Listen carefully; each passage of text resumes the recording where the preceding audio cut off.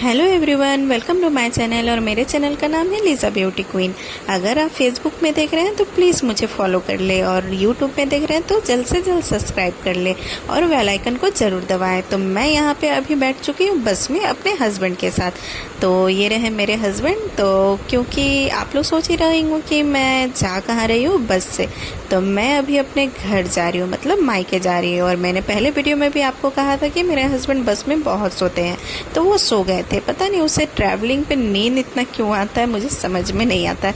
और गर्मी बहुत ही ज़्यादा था, फिर भी हम लोग निकल गए थे क्योंकि वहाँ पे लगा हुआ था मेला। क्योंकि मेरी मम्मी फ़ोन करके बोल रही थी कि आ जाओ सभी को, हम लोग मेला जाएंगे। तो हम हो गए थे रेडी।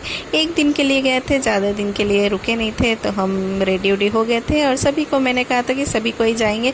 तो दीदी, बाबू, मम्मी और मेरी सिस्टर सब कोई रेडी हो गए थे। लेकिन मेरी सिस्टर अभी है नहीं, वो गई है पार्टी करने के लिए, बर्थडे पार्टी करने के लिए। तो मैंने कहा था कि तुम आ जाना, तो वो आ गई है। ये देखिए, ये रही मेरी सिस्टर, और वो आ गई है। और यहाँ पे सब सामान मम्मी लोग देख रही है और मेरी सिस्टर यहाँ पे बदमाशी कर रही है। और सब कुछ बहुत सारा चीज़ बिक रहा था, अच्छा लग रहा था देखने में।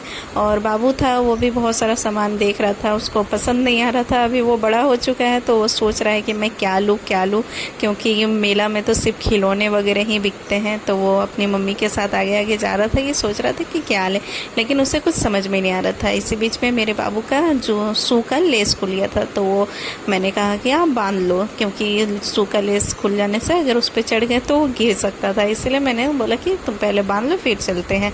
तो फिर यहाँ पे हम लोग बहुत सारे सामान देख रहे थे। यहाँ पे टेडी वगैरह भी बहुत बड़ा बड़ा आया था इस बार, पहले नहीं आता था लेकिन इस बार मैंने देखा कि बहुत आया है। तो यहाँ पे पर्स बहुत अच्छा था, और कुछ 100 रुपीज़ करके पर्स वगैरह दे रहा था, तो अच्छा लग रहा था।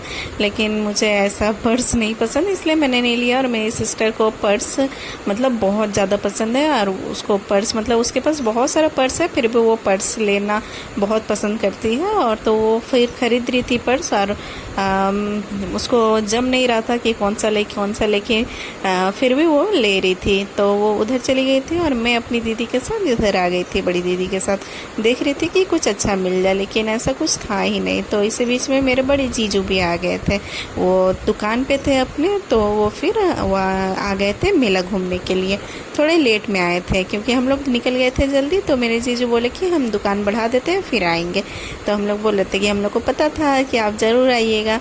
और यहाँ पे बिक रहा है सेट, जो कि बहुत सुंदर था, सिर्फ पत्थर से काम किया हुआ था। और घर पे हम लोग नहीं बनाए थे खाना, तो यहाँ पे हम लोग सोचे कि चलो कुछ यहीं पे, मम्मी को मैंने कहा कि यहीं पे हम लोग खाएंगे। तो सिर्फ बड़े जीजू हैं जो घर पे खाएंगे इसीलिए, लेकिन यार हम लोग जो है सबको यहीं पे खाएंगे। और ज्योति यहाँ पे पर्स दिखा ला रही है, उसने वही वाला पर्स लिया है। और यहाँ पे मेरे हस्बैंड खाना स्टार्ट कर दिए हैं। तो हम लोग ने मंगाया था मोगलाई पराठा, क्योंकि मुझे मोगलाई पराठा बहुत पसंद है।